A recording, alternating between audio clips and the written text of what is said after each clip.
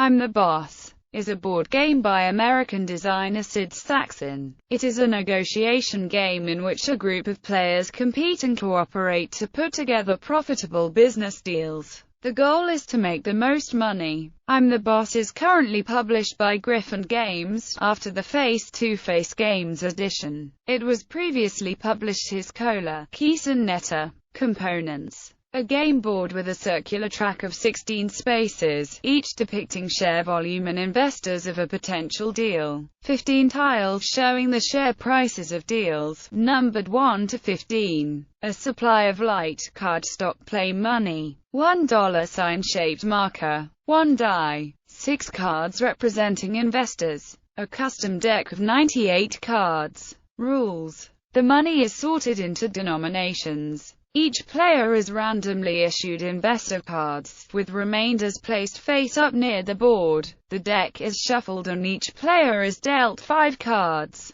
The tiles are sorted in order and placed on the board. Players act in turn. On each game turn, the acting player may either leave the marker in place or roll the die and advance the marker. If he does the latter, he may either play the new space or draw 3 cards from the deck. If a player does not draw cards, he may attempt to make a deal based on the current board position. Notations on the board dictate which investors must be involved to close the deal, as well as the number of shares that will pay out. The tile indicates the share price. Most spaces offer choices as to which investors to involve, while some do not. In order for a deal to occur, players who control the required investors must agree to the terms proposed by the acting player. Terms may only specify which investors will be involved and how the total proceeds of the deal will be distributed. No other offer of consideration is legal play. Players need not control an investor involved in the deal in order to be included in its terms.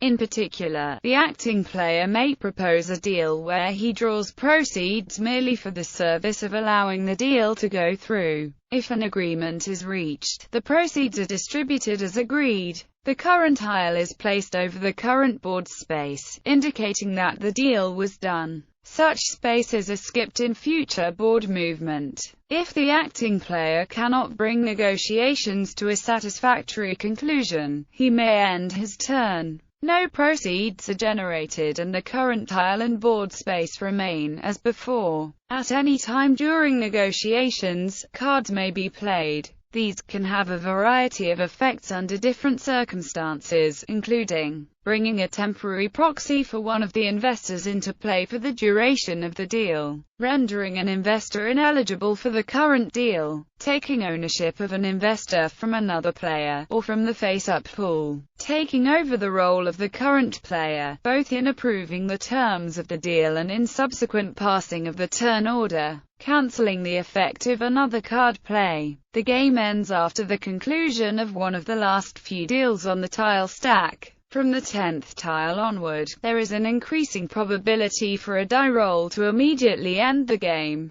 The game ends automatically after the 15th tile. If it is reached, the player with the most money is the winner.